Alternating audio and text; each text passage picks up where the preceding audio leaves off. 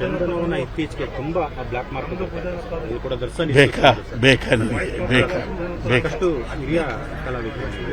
ಯಾಕಮ್ಮ, ಒಳ್ಳೆ ಮ್ಯೂಸಿಕ್ಕು, ಒಳ್ಳೆ ನಾಲ್ವಡಿ ಕೃಷ್ಣರಾಯರು ಒಡವೆ ಪ್ರಶಸ್ತಿ, ಅದ್ರ ಬಗ್ಗೆ ಮಾತಾಡಿದ್ರೆ ಸಜೆಸ್ಟ್ ಕೊಡೋದಾದ್ರೆ ಸರ್, ಯಾಕೆ ಪದೇ ಪದೇ ಈ ರೀತಿಯ ಪುನರಾವರ್ತನೆ ಆಗ್ತಿದೆಯಲ್ಲ ಸರ್ ದರ್ಶನ್ ಅವರ ವಿಚಾರ?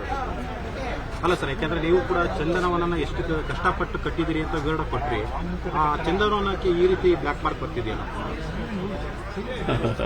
ಸಂಸ್ಕೃತದಲ್ಲಿ ಒಂದು ಒಳ್ಳೆ ಮಾತು, ಅತ್ಯುನ್ನತೆ ಪತನ ಹೇತು. ಚಂದನವನ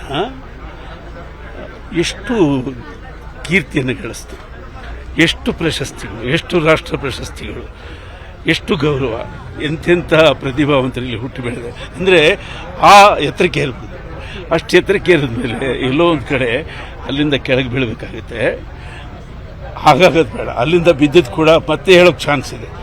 ಕೇರಳ ಚಿತ್ರೋದ್ಯಮ ಹೀಗೆ ಆಗಿತ್ತು, ಅದು ಈಗ ಉತ್ತಮದಲ್ಲಿದೆ, ಅಂದರೆ ಕೆಳಗೆ ಬಿದ್ದ ಮೇಲಿದೆ. ಚಂದನವನ, ಅದು ಚಂದನವನ ಕಡೆ. ಒಂದು ಮಳೆಗೆ ಮರ ಒಣಗೋದ್ರೇನಂತೆ, ಇನ್ನೊಂದು ಮಳೆಗೆ ಕಾಡು ಬೆಳೆದೇ ಬೆಳೆಯುತ್ತೆ.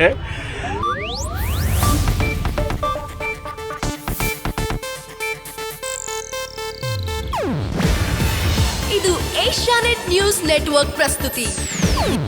ನೀವು ನೋಡ್ತಿದ್ದೀರಾ ಏಷ್ಯಾನೆಟ್ ಸುವರ್ಣ ನ್ಯೂಸ್.